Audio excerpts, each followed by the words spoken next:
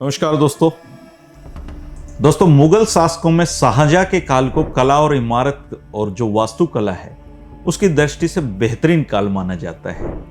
लेकिन क्या आप रेवाड़ी के शाहजहां को जानते हैं?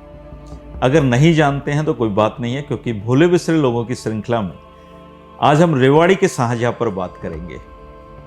दोस्तों, भारत में 18वीं सदी का जो अव्यवस्था और अराजकता का युग माना जाता है। भारत के महान इतिहासकार सर जादूनाथ सरकार तो इस काल को महाराजकता का काल भी कहते थे और कहते हैं कि उस काल में भारत जननी ने महापुरुष जन्ने ही छोड़ दिए थे। पर अहिरवाल इस क्षेत्र का इस मायने में काफ़ी हद तक अपवाद वाला इलाका रहा। वहाँ एक ऊंचे दर्जे के सिपह सालार और अच्छे प्रशासक पैदा हुए। वो सरदार थे राव तेज सिंह जी। वे रेवाड़ी के राव घराने से संबंध रखते थे। राव तेज सिंह जी का जन्म 1760 में रेवाड़ी के समीप मीरपुर नामक गांव में एक अहिर सरदार के घर पे हुआ था। वो पीढ़ी के सिलसिले में रेवाड़ी के राव वंश के प्रसिद्ध शासक राव गुजरमल जी के भतीजे होते थे और बहुत ही कुशाग्र बुद्धि वाले व्यक्ति थे। बड़े होने पर वे अपने वंशजों की सेना में भर्ती हुए। साहस के धनी पराक्रमी और युवा जो राव तेज सिंह थे वो दिन दूनी रात चुगनी तरक्की करते गए और उस समय उत्तरी भारत में मराठे आ गए थे दोस्तों, और उनको यहाँ अपनी पेठ बनाने के लिए स्थानीय सरदारों की मदद की जरूरत थी। उनकी नज़र राव तेज सिंह जी पर पड़ी और उनकी ओर वो आकर्षित हुए और उनको सैनिक सहायक उन्होंने बनाया। इसके बदले में उन्होंने अहिर सरदार को सोहना क्षेत्र है उसकी जागीर दे दी, जिसे उन्होंने खूब अच्छी तरीके से संभाला।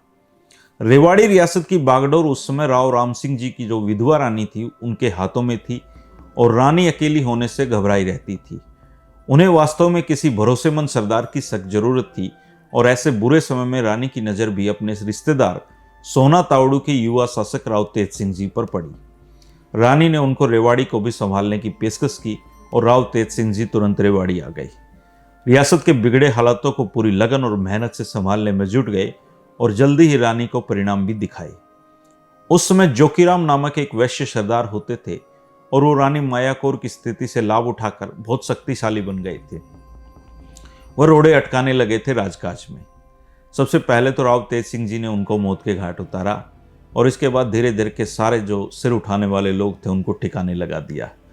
राव तेज सिंह जी ने देखते ही देखते रेवाड़ी राज्य को सुराज्य में बदल दिया। सब तरफ अमन चैन हो गया। लोग पुराने दिनों को भूल गए और उन्हें ही मानने लगे रेवाड़ी का असली शासक। उसने सबको न्याय दिया। न्यायप्रिय व्यक्ति थे वो। व्यापार बढ़ गया, रियासत समृद्ध होने लगी और राव तेज सिंह जी को अहिरवाल का शाहजहां भी उस समय कहा जाता था।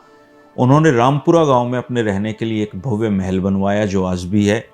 महल के चारों तरफ एक किला बनवाया और लगभग उस समय 1,83,000 रुपये की लागत से एक शानदार तालाब भी बनवाया था, जिसे आजकल लोग बड़ा तालाब के नाम से जानते हैं। उन्होंने अपने पैतृक गांव में एक आलीशान भवन भी बनवाया था। अजमेरी गेट दिल्ली में उन्होंने मोहल्ला सहतारा में एक बढ़िया हवेली बनवाई थी। मथुरा और बनारस के तीर्थों पर उन्होंने अपने परिजनों के ठहरने के लिए निवास स्थान बनवाए थे। रेवाड़ी में उन्होंने कई मोहल्ले आबाद किए और बाजार बनवाए।